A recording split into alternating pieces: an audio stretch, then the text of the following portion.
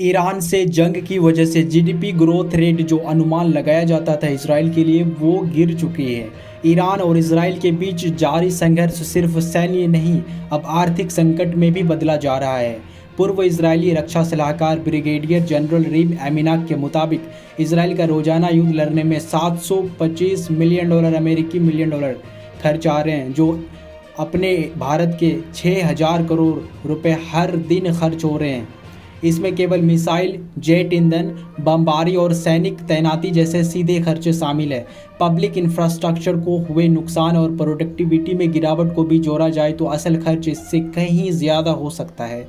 Israeli वित्त मंत्रालय ने 2025 में जीडीपी ग्रोथ रेट का अनुमान 4.3% से घटाकर 3.6% कर दिया है।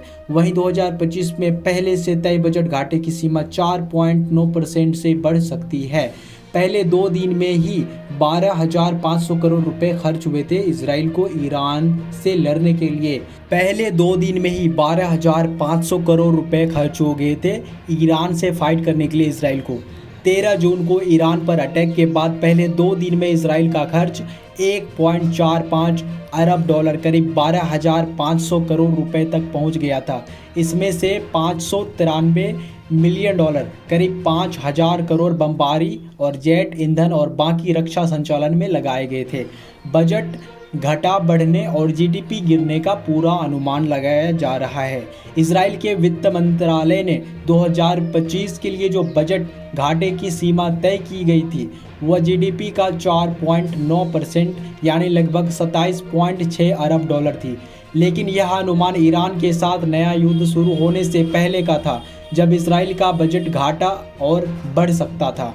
वहीं इसराइल का रक्षा बजट पहले ही गाजा युद्ध में काफ़ी खर्च हो चुका था। इसी वजह से वित्त मंत्रालय ने 2025 में जीडीपी ग्रोथ रेट का अनुमान 4.3% से घटकर 3.6% हो गया है। अब रक्षा बजट दोगुना होने से विकास, स्वास्थ्य, शिक्षा पर असर पड़ रहा है। इसराइल का जो रक्षा बजट है वो 2023 के हिसाब से अगर माने तो 15 अरब डॉलर था, लेकिन अब 2025 में सिर्फ 2 साल बाद ये 15 अरब डॉलर से बढ़कर 31 अरब डॉलर हो गया है, मतलब 2 गुना से भी ज़्यादा, जो जीडीपी का लगभग 7%, मतलब इसराइल का जो पूरा जीडीपी है उसका पूरा देखें तो उसका 7% सिर्फ ये अपने मिलिट्री में खर्च करते हैं।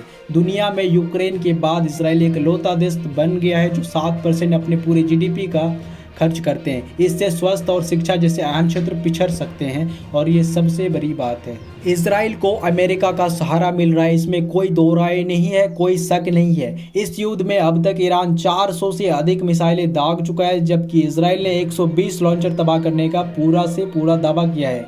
इसराइल की मिसाइल डिफेंस सिस्टम भी अब थकने लगे हैं और हार पूरी तरह से मान चुकी है। अमेरिका से नए डिफेंस सिस्टम मिलने की उम्मीद इसराइल कर रहे हैं, जो दी भी जा सकती है। अगर देती है तो जंग और भी लंबी चल सकती है। साथ ही इसराइल अमेरिका से मिलने वाले फंड को बढ़ाने की मांग कर रहे हैं।